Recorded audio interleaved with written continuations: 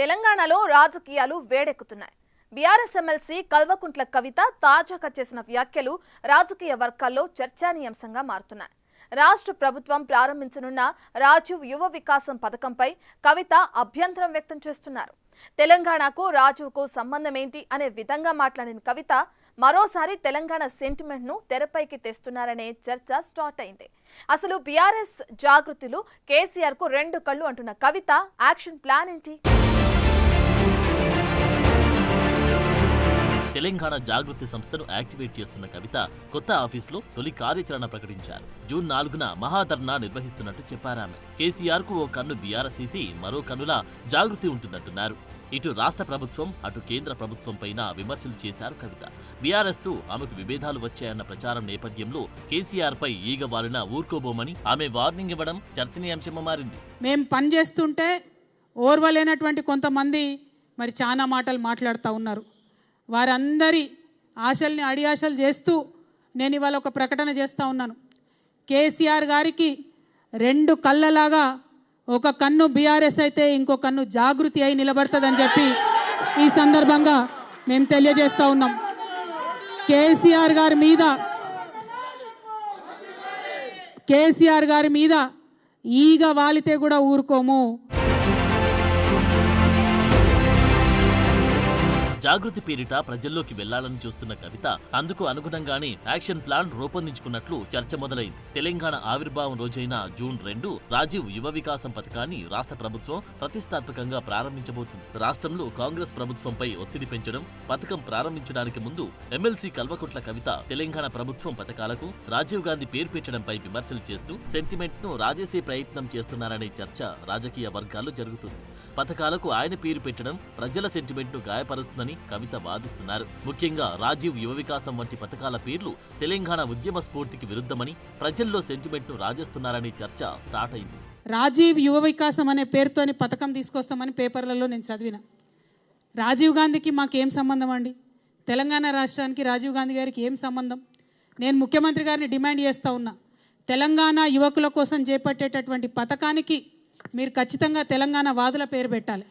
తెలంగాణ రాష్ట్రం ఏర్పడడం కోసం ప్రాణత్యాగం చేసినటువంటి శ్రీకాంతాచారి పేరు పెట్టండి, యాదిరెడ్డి పేరు పెట్టండి, లేకపోతే మహానుభావుడు కాళోజీ పేరు పెట్టండి, కొండా లక్ష్మణ్ బాపూజీ గారి పేరు పెట్టండి, దొడ్డి కొమరయ్య పేరు పెట్టండి, లేదంటే పివి నరసింహారావు గారు మీ కాంగ్రెస్ పార్టీ నుంచే దేశ ప్రధానిగా ఉన్నటువంటి పివి గారి పేరన్న పెట్టి ఆ కార్యక్రమాన్ని ప్రారంభించాలని మేము డిమాండ్ చేస్తూ ఉన్నాం. తెలంగాణ యువ వికాసం అనే పేరుతోని కార్యక్రమం ఉండాలి కానీ రాజీవ్ యువ వికాసం అనే పేరుతోని కార్యక్రమం ఉండకూడదని, అది కూడా మీరు అవతరణ దినోత్సవం నాడు ప్రారంభిస్తున్నారు కాబట్టి మేము ఈ డిమాండ్ చేస్తూ ఉన్నాం. అదేవిధంగా తెలంగాణ రాష్ట్ర ఏర్పాటులో ఏమాత్రం భాగస్వామ్యం లేనటువంటి అనేక అంశాలను ముఖ్యమంత్రి గారు ప్రతిపాదిస్తున్నారు కానీ తెలంగాణ రాష్ట్రం యొక్క నీళ్లు తరలించుకొని పోతూ ఉంటే మాట్లాడలేనటువంటి పరిస్థితి ముఖ్యమంత్రిది ఉన్నది. ఎన్నికలు వచ్చిన ప్రతిసారి ఎన్నికల్లో ఓటమి తర్వాత కూడా ఇలా సెంటిమెంట్ రాజేసే ప్రయత్నం చేసిన సందర్భాలు ఉన్నాయనేది విశ్లేషకులు చెబుతున్న మాట. సందర్భానుసారంగా తెలంగాణ సెంటిమెంట్ వాడుకోవడం బీఆర్ఎస్ నేతలకు కొత్తేమి కాదంటున్నారు. రాజీవ్ యువ వికాసం పథకం పేరుపై బీఆర్ఎస్ నుంచి ఎలాంటి ప్రకటన రాకముందే కవిత అభ్యంతరం చెప్పడం పైన చర్చ నడుస్తోంది. బీఆర్ఎస్ నేతల కంటే ముందే ఈ అంశాన్ని లేవనెత్తడం ద్వారా కవిత తాను ముందు ఉన్నాను అని చెప్పుకునే ప్రయత్నం చేస్తున్నారనేది చర్చ స్టార్ట్ అయింది. బీఆర్ఎస్ నాయకులు మౌనం వహించడం, కవిత మాత్రం దూకుడుగా మాట్లాడడం వెనుక ఉన్న వ్యూహం ఏంటనే దానిపై నేతలు చెవులు కొరుక్కుంటున్నారట. కేసీఆర్ కు కాళేశ్వరం కమిషన్ నోటీసులపై బీఆర్ఎస్ అధినాయకత్వం చర్చ సాగిస్తున్న తరుణంలో కవిత జాగృతి కార్యాలయం ప్రారంభించడం, కేసీఆర్ కు నోటీసులపై ఈ నెల 4న ధర్నా చేస్తాను అని ప్రకటించడం వెనుక పెద్ద స్కెచ్ ఉందనేది నేతల మధ్య జరుగుతున్న చర్చ.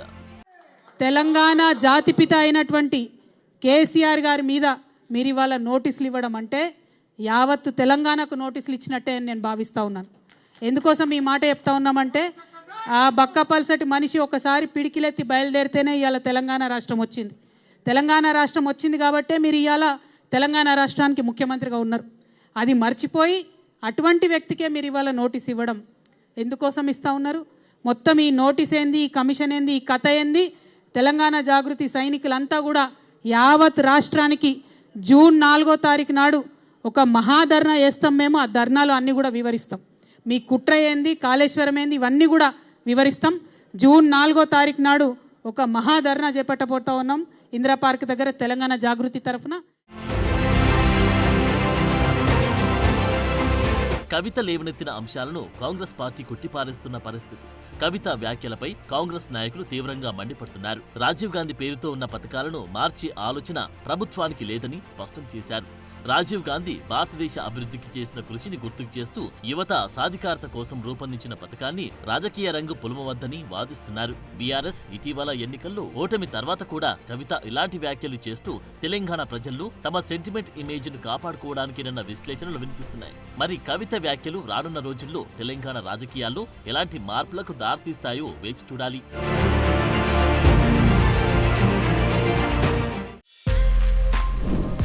For more videos like this, subscribe Big TV channel.